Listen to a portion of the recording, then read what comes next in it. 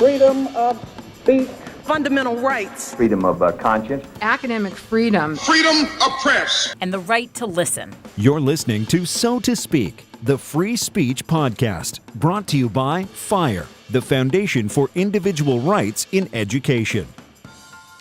Welcome back to So to Speak, where we take a look at the world of free expression through personal stories and candid conversations. If you care about issues relating to free expression, you should care about Turkey. According to recent reports, more than 123,000 Turks have been fired from their jobs, more than 42,000 people have been arrested, including more than 150 journalists, around 150 news outlets have been shut down, and 6,900 academics have lost their jobs. And all of this has happened since July 2016, when there was an attempted coup in Turkey of President Recep Tayyip Erdogan's government. This led to a brutal crackdown on anyone within Turkish society perceived to be a threat to the Erdogan government. Critical journalists, academics demanding protection of human rights and civil rights, judges and prosecutors who won't bend the law to Erdogan's will. The list continues, and you get the picture.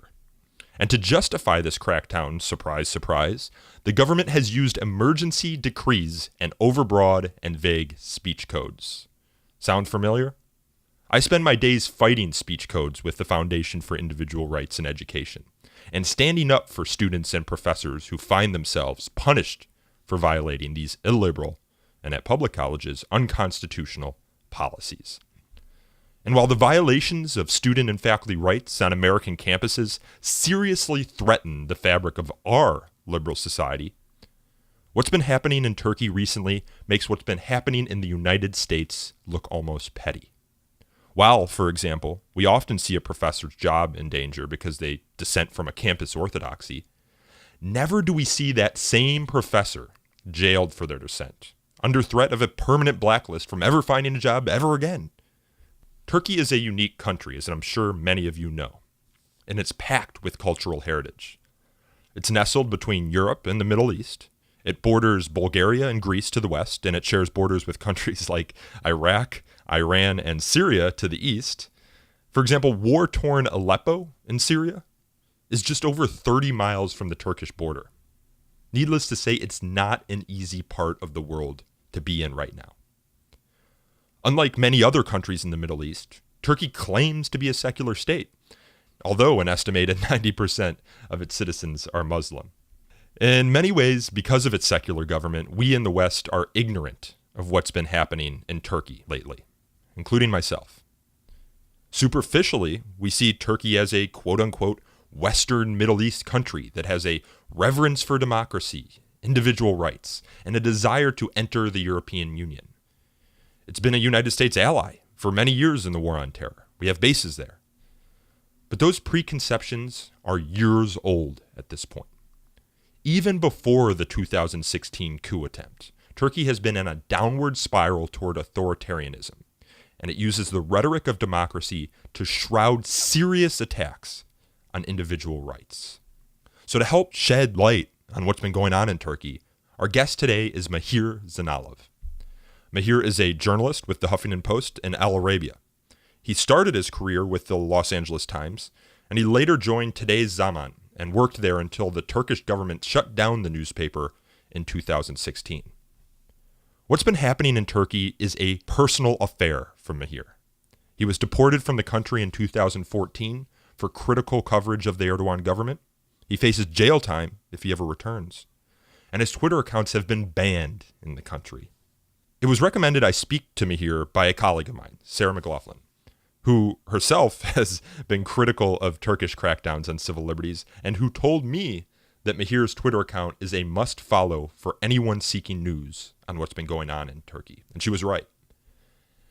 During the show, I speak with Mahir about the mind-boggling number of people being purged from Turkish civil society right now, what the international community can do to help, why the United States has been relatively silent about the growing Turkish tyranny.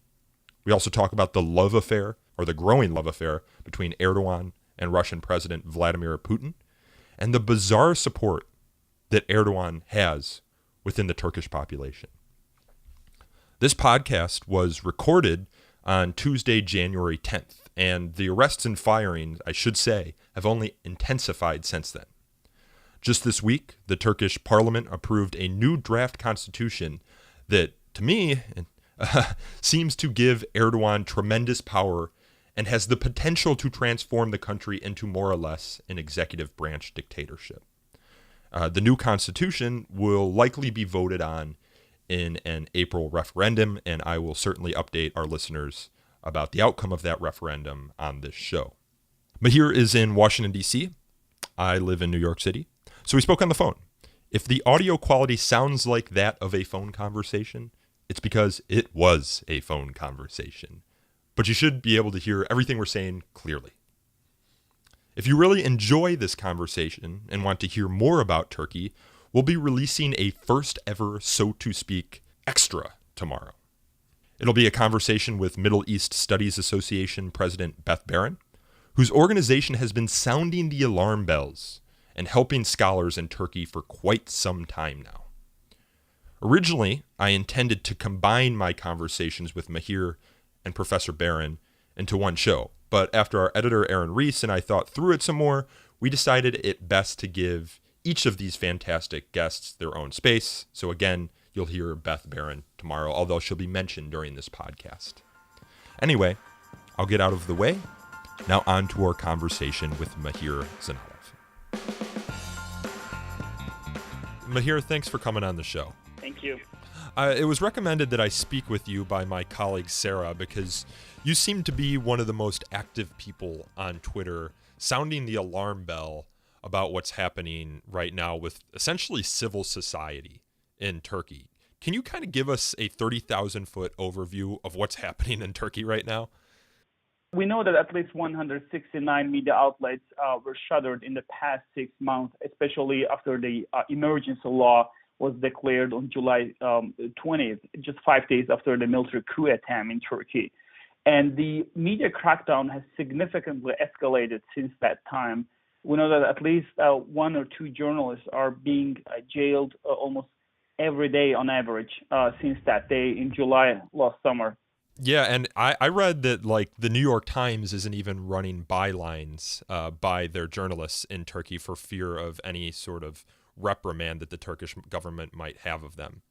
Oh, that's right. I mean, it's not only Turkish journalists who feel the threat, but also foreign journalists too. I was the first foreign journalist in Turkish history who was deported from Turkey over a couple of offensive tweets. And since then, in 2014, 12 foreign journalists were deported. The last one was Dion from the Wall Street Journal, who left Turkey after a brief detention for 3 days. And since then, the New York Times is running bylines, anonymous bylines, and so they really fear that that their journalists could be under threat. It could be, strangers, interpreters on the ground, local ones, but also their foreign journalists too. We know that more than a dozen foreign journalists were detained, some of them over 40 days, such as Frederike Gernig, a Dutch freelance journalist who was covering the war in the southeastern Turkey. So the Turkish government is sending a signal to foreign reporters that the southeastern Turkey, which is virtually a war zone, where the PKK and the Turkish army are fighting, is off limits to foreign reporters. And we know that 2 British journalists from the Vice News and Iraqi journalists also from the Vice News were detained, I think, like nearly a month, and they were deported after that. So it's not only Turkish journalists, but also foreign reporters are also feeling the heat of the media crackdown in Turkey. And why? What is the argument that the government is making for the crackdown on media, for the shuttering of news outlets, for the jailing and detention of journalists? Well, in the past, before the military coup attempt, they were telling that you can criticize the government, but you cannot insult. So they had been exploiting a law in Turkish penal code that was about the insulting the president, insulting other public officials, and also they're also exploiting a very vague and broad anti-terrorism law. and trying to jailing dissent. So if you are, for example, criticizing the Turkish government or Turkish army's handling of the Kurdish issue, how they, for example, bombing, Kurdish cities, then you are promoting the PKK propaganda. If you are, for example, criticizing the government and how the courts are using laws to jail, for example, Gülenists and other, political dissidents, then you are considered as someone who is promoting or spreading the Gülenist propaganda, which is listed as a terrorist organization in Turkey. So they are using a variety of laws. They're actually exploiting them to jail dissidents. Since the military coup attempt, they are saying that the Turkish state and Turkish government is under a grave threat, and they are just jailing, anyone who is just posting on Twitter and Facebook. On December 24th, the Turkish Interior Ministry said in a statement that 3,700, 10 people were detained in the past 6 months for their posts on Twitter and Facebook. Even foreigners are included in that list, including a Canadian tourist who said on Facebook that that Erdogan, the Turkish president, is jailing journalists, and she was sent to prison for saying that, and she was charged for insulting the president. I myself is facing 6 years in prison, pressed by Erdogan for insulting him, but also inciting hatred and animosity among public. Are you a Turkish citizen? Because you're in D.C. right now, right? Yeah, I'm in Washington D.C. at the moment. I'm Turkish by marriage, so I'm just half foreigner, half Turkish. Gotcha. So, you talk about the coup in July, precipitating the new crackdown that's happening. But this isn't really new for Erdogan, right? I mean, a lot of the stuff that he's doing to journalists, that he's doing to people that support the Kurds, for example, in the southeast of Turkey, has been happening since earlier this year, even last year. And later in this segment, I'll talk with Beth Barron, who is the president of the Middle East Studies Association. She came to the defense of 1,200 Turkish scholars who signed a petition in support of human rights, particularly with their relation to the Kurds. Is that correct? Yes, that's correct. I mean, it's absolutely correct that this crackdown is not new. We witnessed similar types of crackdown in the past decades, not only under Erdogan, but also before that. But the problem today is that crackdown has significantly escalated, especially after the military coup attempt. Just look at the numbers. 100,000 people have been detained in the past 5 months, and half of them were arrested pending trial. And the torture has shown its ugly face again. There are at least 25 people who were found dead in prisons. And we know that in early 1990s and in the past, perhaps like 6 or 7 years ago, there were some Kurdish lawmakers and Kurdish politicians were put in jail, and we thought that we actually put a pause on that. But what happened just a couple of months ago, they put like 13 Kurdish lawmakers, including a leader, a presidential rival, Selahattin Demirtas, in prison. This is the man who challenged President Erdogan, during the presidential election. This is the man who told him that we will not make you an executive president, and now he's in prison. What kind of country is jailing presidential rivals? So it's absolutely right that this crackdown is not new, but it's significantly escalated since the military coup attempt, and especially in the past 5 years, when there was a constitutional amendment in 2010, and when Erdogan significantly consolidated power, I think it just gave him a free way to further crack down on dissidents. He's exploiting the failed military coup attempt to do that. And that 1,200 academics who signed the peace declaration, basically calling on the Turkish state and the PKK to cease hostilities and resume peace talks, 200 of them were dismissed, and almost all of them are under investigation at the moment. And I think like nearly 50 of them were just dismissed last Friday. And they are not the only ones who are facing the threat in Turkey. We have over 4,400 academics were fired from their jobs, and some of them are, very celebrated professors, very great scholars, and they were just fired from their universities. There are, I think, like more than 20 of them are presidents of universities. 15 Turkish universities were shut down in the aftermath of the coup attempt, and more than 60,000 Turkish students were just, put in limbo. Yeah, and there was a number. Almost every dean, it seems like, in the country was dismissed from their job.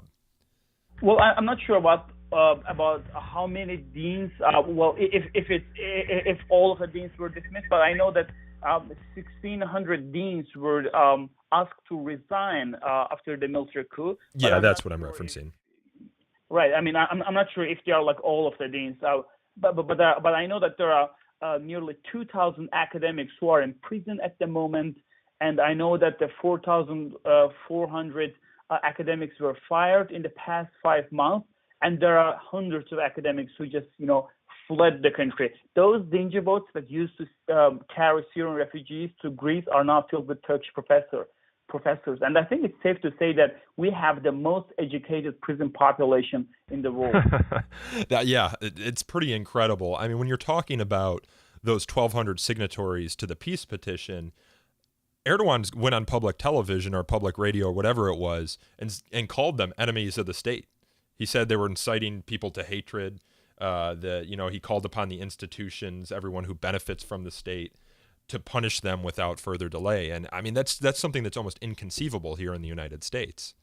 That's right. And we have to understand fault lines in the society in Turkey. And before every election, and we had I think 4 in the past 2 or 3 years, before every election, Erdogan is whipping up the nationalist sentiment in the country because he really needs those nationalist votes as he's preparing for a constitutional referendum, I think in 3 months, which will grant him broad executive powers as a president. So he's really, inviting those actors in the southeastern Turkey for a civil war, basically, and which is ongoing in Turkey by shutting down Kurdish media outlets, by arresting Kurdish politicians. And you are right. I mean, this is something inconceivable in the West. But, considering the circumstances in Turkey, whenever you are railing against those academics who signed a peace letter, which is considered as a treason by nationalist circles, it's actually very helpful for Erdogan. So he's a calculating pragmatist. He's a very smart politician, and he's exploiting those fault lines in the society to make sure that he wins the next election. But do you really have free and fair elections in Turkey? I mean, do the votes really matter anymore? Well, we do have free elections, maybe not fair, because the election day is free. Everyone is free to go and cast their ballots freely without any interference, obviously, which is very similar to Western democracies. But I don't think this is fair because just imagine the last election was on November 1st, 2015. And just 3 days before the elections, 4 media outlets, 2 television channels, 2 newspapers were stormed by the riot police, and they were shut down. And there are dozens of scores of journalists are in jail. There are many media outlets were shut down, and just imagine what kind of signal this sends to other journalists. And you're saying he jails his political opponents as well? Yes, exactly. It's not only dissidents, it's not only activists, it's not only journalists or academics, but also political rivals too. In 2014, Selahattin Demirtas, the Kurdish party HDP leader, challenged him in the elections, and he got 10% of the votes, and now he's in jail. And ironically, Tuesday was the the Working Journalist Day. But in the past 5 years, 10,000 Turkish journalists were fired from their jobs. There are an army of Turkish journalists without jobs. And just to add insult to injury, Erdogan released a statement on Tuesday saying that, celebrating the Working Journalist Day for Turkish journalists, some of whom read that statement in prison, I presume. That's pretty incredible.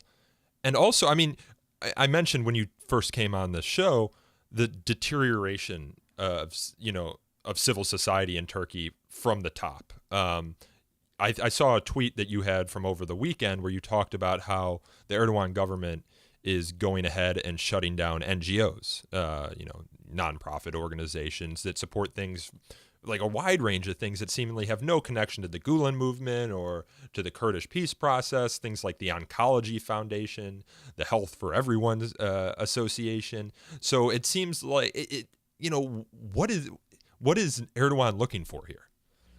I think Erdogan is not only cracking down on dissidents or people whom he doesn't like. It's not only that; he's also transforming the entire country, from its education to the military. And by shutting down all these associations, foundations, only in the past 2 weeks, by the decree that Erdogan signed, in addition to another decree issued by the Interior Ministry, nearly 200 similar associations, as you mentioned, were shut down. And since the military coup attempt, the numbers are terrifying. There are like more than 2,000 foundations and associations were shut down, and some of them are, of course, related to the Kurdish. I'm not talking about the ones that were shut down last week, but the others. Some of them were associated with the Gulen movement.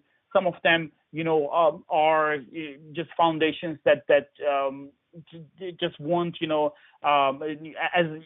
family planning or abortion kind of, foundations. Some of them are promoting education. So when you look at the scale of the crackdown on the civil society, it's worrying. He is transforming the country in a way that that will be in line of his wishes.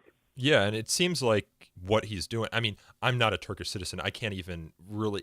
When you talk about these numbers, Mahir, I mean, they're just so incomprehensible to me. I mean, it's just unbelievable that something like this could happen in a country that a couple of years ago seemed to be on the fast track to entering the European Union. What is the sense? You said you have Turkish relatives. Like, what is the sense on the ground there, and who are the people that are fighting back in Turkey? I mean, can they fight back, and in what way? Right. I mean, coming to your first point, I mean, you're absolutely right. I mean, the numbers are staggering, and this is something that's the unseen in Turkish history. And the Wall Street Journal, had an editorial a couple of months ago, said that the Turkey purge, the crackdown in Turkey, is unparalleled. Something the world has seen in the past decades. It's something unprecedented in modern history. And when you compare these numbers to the size of Turkey and its population, and you can see how it damages the Turkish bureaucracy, Turkish institutions, its civil society and media. The Gulen movement is not really good at fighting back in terms of by organizing street protests, and there's no life for them. This is only just one part of the opposition in Turkey. The others, I think, one of the most successful ones is Kurds, and they are successful because they are used to this kind of crackdown in the past, 4 or 5 decades, and the PKK rallied many youth. Armed them and they fought back against the Turkish state. They are branded as terrorists by the United States, by Turkey, by the European Union. But there are many political parties emerged in the past 2 decades who fought back. So their media and their activists are really very active in Turkey who are fighting back. But when you look at the opposition parties, we have 3 opposition parties in the parliament. One of them is the Kurdish party, and most of them are in jail at the moment, including 2 of their co-chairs. The other is the Nationalist Party, which is basically and effectively just co-opted by the government. They are voting to make Turkey a presidential system. They're just in line with Erdogan. So I don't really call them as an opposition. And we have another party, the CHP, which is a secular opposition party, and I think they are the most powerful ones. But still, I mean, there's a limit to what they can do. In the past, this CHP was somehow, aligned with the military, and the military was so powerful, and they were playing a bigger role in politics, in civil society, in judiciary. And now, because the military is so weak now, that's why the opposition party, the CHP, aligned with it, is weaker today. So there's a limit to what they can do, and actually they can do nothing. And Erdogan is just one by one exploiting the fault lines in the society, eliminating his enemies one by one, and the opposition parties and activists on the ground can do nothing about it. There's a climate of fear in Turkey, so prevalent that the people are really afraid of talking. I have lots of friends who just shut down their Twitter and Facebook accounts because there are many people who are jailed for their Twitter or Facebook posts. So they don't really want to be ones who are just sent to prison for what they write. I even don't send them direct messages on Twitter or Facebook and ask them how they are, because I worry that if somehow they are being investigated, that could be presented as evidence in court. So I even don't send messages for their safety. So you can imagine what others are thinking. And I'm a journalist. I feel responsibility that I need to fight back. I need to be the voice of those people who are oppressed there. And just imagine, me as a journalist who needs to be brave. I'm trying my best, and there's a limit to what I can do. And just imagine what others, teachers, doctors, all these people who were purged and dismissed in the past few months, and just imagine what they can do. There's a limit, and those who fight back are very few, if any, which means that we'll have a bleak future for Turkey, unfortunately. Yeah, and I mean, just the way you describe it to me, it seems like there's almost nothing that can be done within Turkey at this point, short of an armed revolution of some sort. Is it really, the pressure really need to come from the international community, because Erdogan's done such a good job of consolidating power and nipping away at any opposition within the country itself? Well, we had international pressure, let's say, a decade ago, and of course, Erdogan was not all powerful back then. But when those autocrats, remain in power for so long, for a decade or two or three, they really learn how to defy the international pressure. And the other international actors, like the European Union or the United States, they learn to adapt to those, authoritarian leaders. Saddam Hussein or Bashar al-Assad, these are the folks, or Muammar Gaddafi, these are the folks who are really good at defying international pressure. This is what they are best at. And they are very smart politicians, and they, through different diplomatic maneuvering, they're just, pitting one country against another. Look at Turkey, how Erdogan is, jumping on the Russian and Chinese bandwagon and sending signals to the United States. And just when you look at the past 2 or 3 weeks of publications in the Turkish media, how they are targeting the United States, not only the media, but also Turkish prime minister, the president, other ministers are assailing against the United States and bashing them almost daily. And I just read a news report today that the United States is going to help Turkey in their military campaign in northern Syria.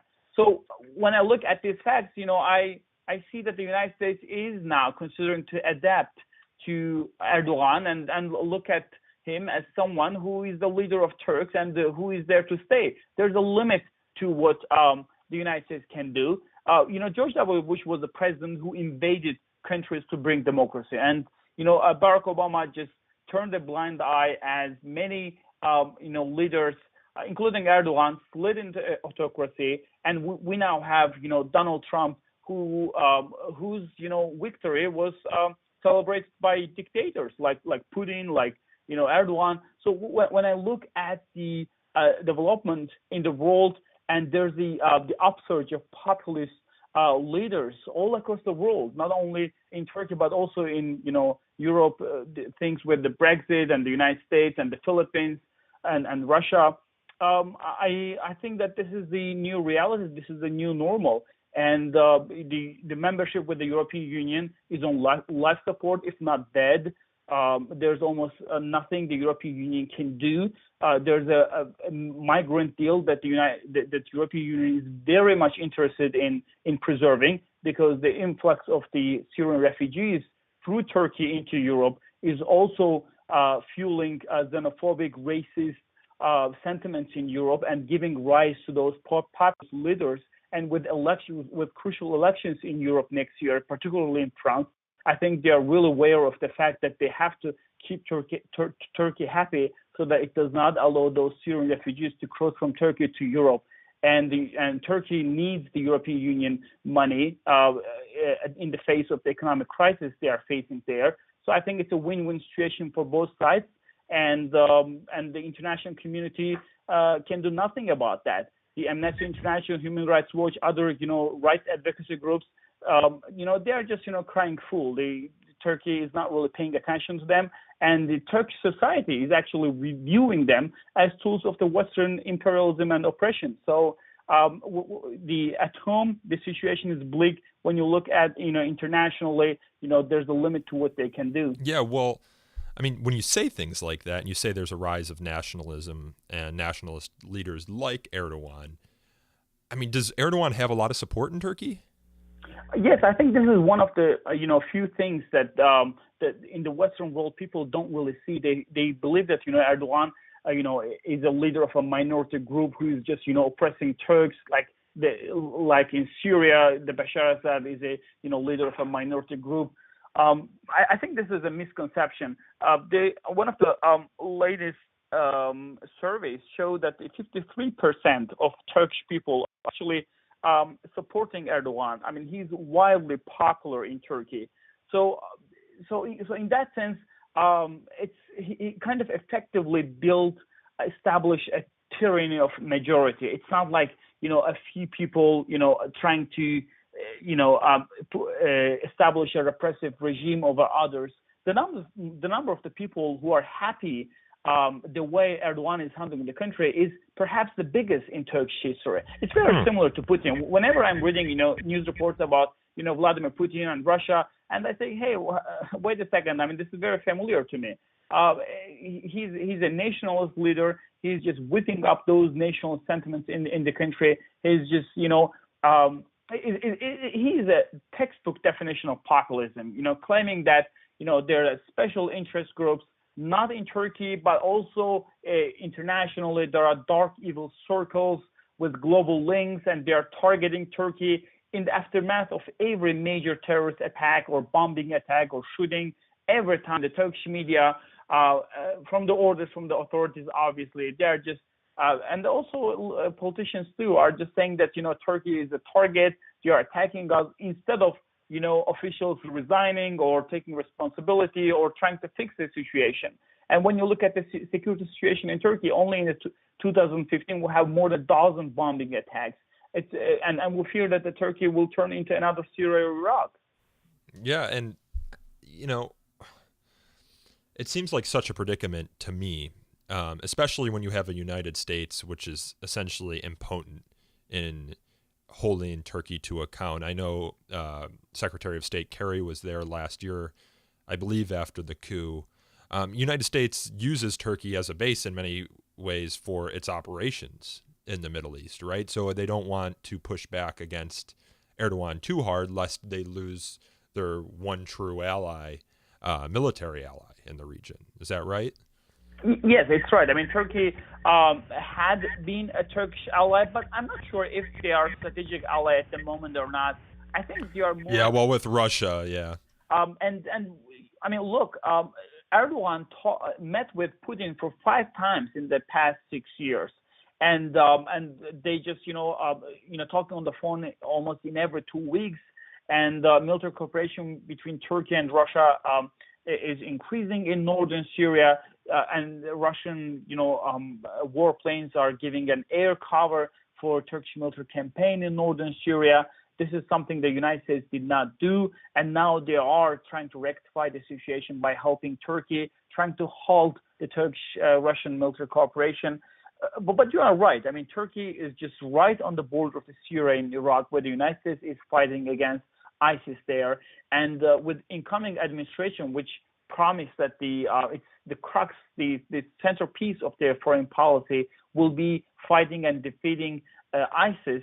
I think they will try to use every possibility there is, and Turkey is a very big one of them, to fight against ISIS. And the Incirlik Air Base in the southern Turkey is very crucial for U.S. operations in Iraq and Syria.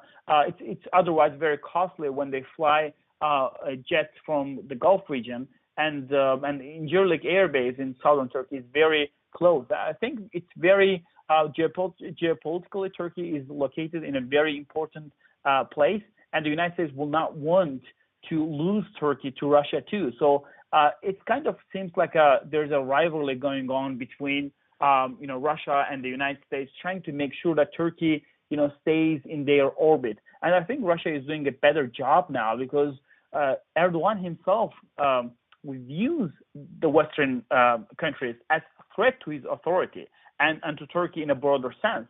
Because Vladimir Putin does not lecture Turkey and Erdogan about its human rights record, about how Erdogan is handling the country or jailing dissidents. They are quite happy together. But when it comes to the United States, they have to release human rights report. They have to, speak up against the, jailing dissidents and crushing, civil society. And this is something that Erdogan cannot understand, because for him, politics is, if this is the deal, this is the deal. That's it. Why you have to, say things against my country while you are not saying it to, for example, Saudi Arabia? So Erdogan cannot understand that the United States needs to say these things. And the United States really, I think, it seems that the United States really wants Turkey to be a Saudi Arabia that, we don't care about your human rights record. Just, just be our friends, be our partners. But Turkey is not another Middle Eastern, democracy, because in the Middle East, whenever you are becoming authoritarian, you're also becoming pro-Western and pro-United States. I mean, look at Egypt or Jordan or Saudi Arabia or some other countries. Whenever they're more authoritarian, they're actually pro-West. In East Asia, it's different. Whenever they are more authoritarian, they are pro-China. Look at Myanmar. The more the democracy they become, they are becoming more pro-Western. But Turkey is really a country that's trying very hard to redefine itself as a Western country or Eastern country. So whenever you have, whenever a leader is curbing civil liberties and freedoms in Turkey, it's also drifting away from the Western institutions and going towards more to the east, to Russia and China. So Turkey is a country where the partnership with the United States is important, is crucial, because Turkey respects democracy and civil liberties. At least it did in the past.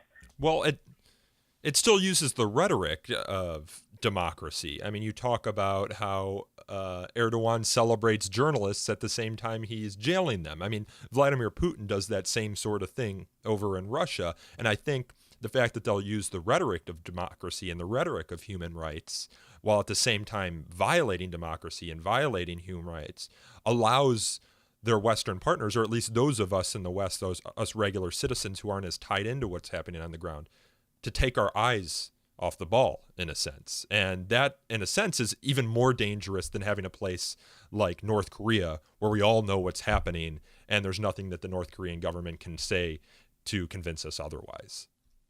Right, exactly. I mean, but, when you look at other authoritarian countries, like, let's say, the former Soviet, the former Soviet Union, or, China or North Korea, I mean, they have their own distinct ideology. I mean, they reject democracy. They say that it's evil. In Turkey, political Islamists like Erdogan or, Muslim Brotherhood in Egypt, democracy works for them. And what they understand from democracy is not a liberal democracy that we understand in the West. It's a democracy. It's an electoral democracy. The rule of people. In Turkey, we don't have the rule of law anymore. We have the rule of the people. Erdogan keeps saying that, the majority of people elected me. I'm the voice of the silent majority. These people want me to be prime minister or president. So now I'm doing whatever they ask me to do. What we have in Turkey is not, a justice system. We have a mob justice.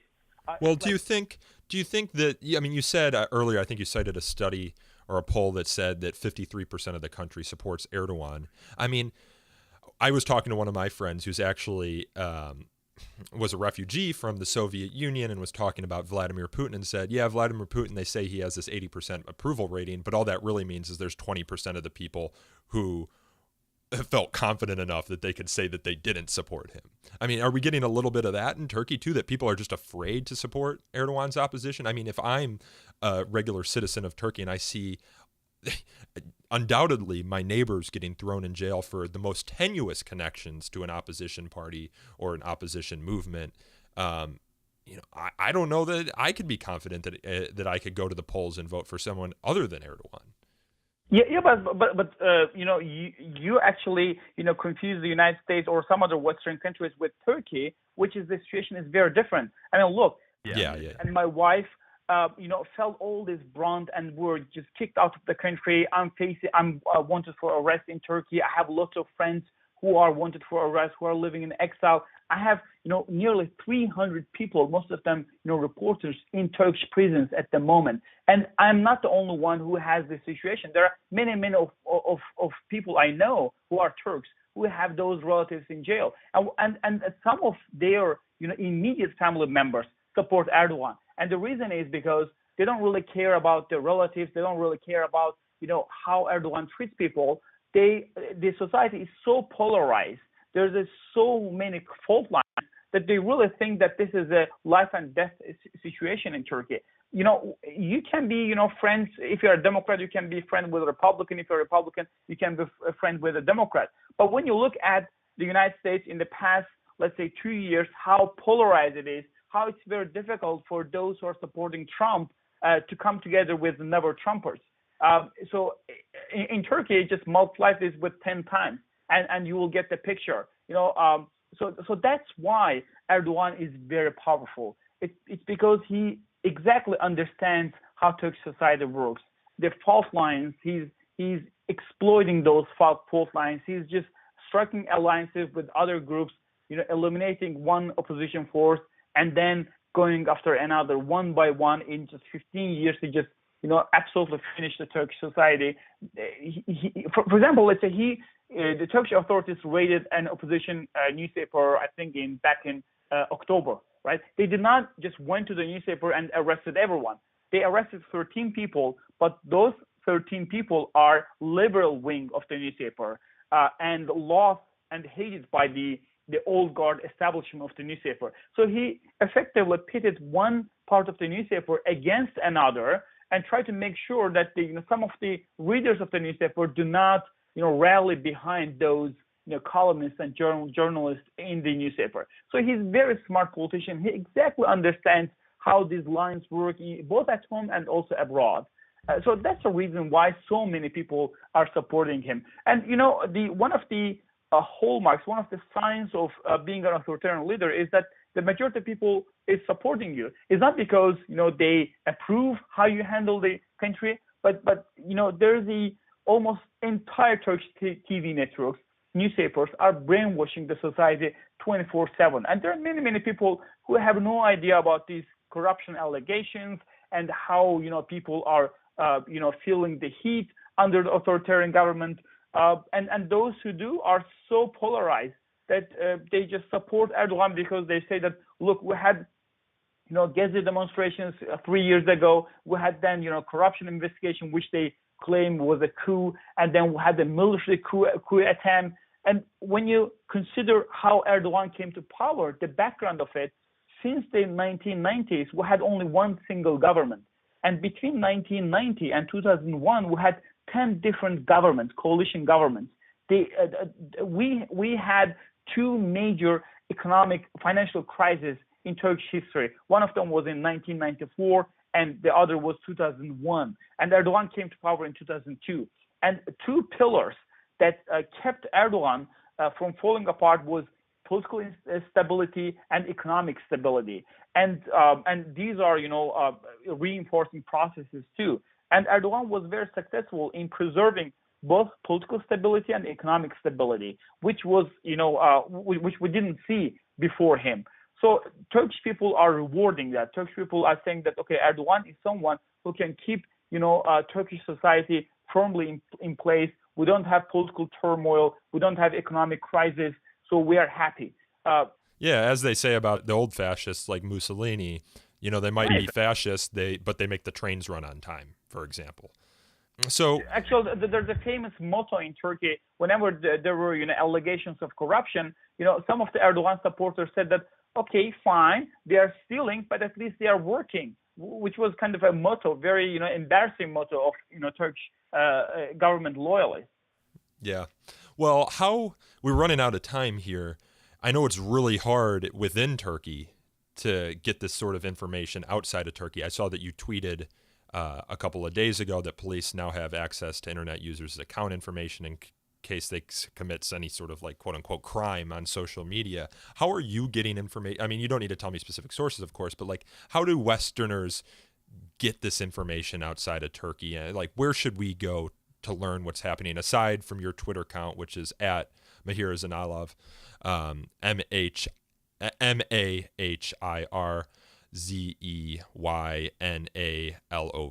Like, where do we go to get this information? I think I'm not sure if I agree with you that it's hard to get information out of Turkey because Turkish leaders are so brazen that they don't really care about hiding information. What they try to hide is information that would damage them in the eyes of Turks. They only care about the internal consumption. And jailing journalists, it's not something that would tarnish the government's reputation at home, but abroad. But they don't care about that, or just sending tens of thousands of people to jail or purging them. That's something that the Turkish people would cheer because they would say that, oh, look, the Turkish government is cleaning the Turkish bureaucracy and Turkish state from traitors. But this is something that would tarnish the reputation of the government abroad, and so they don't care about that. So they just publish all this information online, and all these the numbers and the dismissed people, purge people. I mean, these are all just online by published by the official newspaper and the state-run news agencies. They are just all online, published by the Turkish media, pro-government media, because they are only targeting the internal consumption. For example, in Russia, when there's an opposition journalist, being jailed, of course they're trying to hide this so that they don't seem bad for the West. But that's not the case in Turkey. In the era of social media, of course, you cannot hide anything. But unless the Turkish TV networks or the major newspapers pick them up, they don't shape the public opinion. And those who use the social media platforms like Twitter and Facebook are mostly those critics anyway. Most of the electorate of the Turkish government are watching TV networks because most of them are rural, non-college educated people, and so they don't really go online and read foreign news outlets. They only watch TVs which are just brainwashing them 24/7. So it's not really if the news is out there, it's not damaging the government. So that's one of the things that I learned from this conversation. I hope our listeners take away. I mean, I came to this situation before I spoke with you just now from the perspective of a Westerner, from the perspective of someone who believes that if a government is doing this sort of thing, shutting down NGOs, jailing journalists, jailing academics, and creating states of emergency that give the executive branch huge swaths of police power. If I see that, I think, okay, this is something the government wants to cover up. But what I've learned from you is in Turkey, no, this has wide popular approval, what he's doing. And so it's not hard to learn about what he's doing because they'll tell you. Exactly. I mean, look at the Philippines, right? I mean, Filipino leader, Duterte does not hide the fact that he's killing those, drug dealers, and he does not hide the fact that he did it in the past because it's very popular in the country, and he doesn't care about how the world thinks about it. And he's very anti-Western. And whenever he's asked about all these deaths and murders, extrajudicial killings, he's very proud of it. And the situation is very similar in Turkey too. The Turkish people are supporting this, and the Turkish government does not really care about the international opinion. And Erdogan just a couple of weeks ago said that they are calling me a dictator, referring to Western media outlets and editorials in the West, or in the Western newspapers. It's just this goes from my right ear and goes out from the left ear. That's a Turkish saying. So this is his mindset. He now knows that the international community can do nothing about that. So he's just mostly focused on the Turkish electorate because there's a very crucial referendum to win in just 3 months.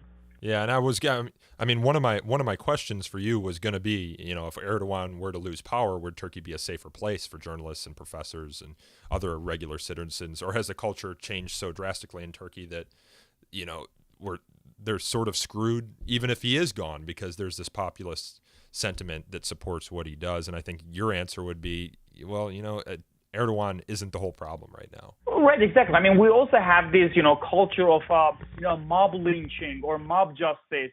I can hear the crowd, whatever Erdogan is, speaking, the crowd is chanting death, death, death. I mean, that's how they crucified Jesus. That's how they, killed Socrates. This is the mob justice.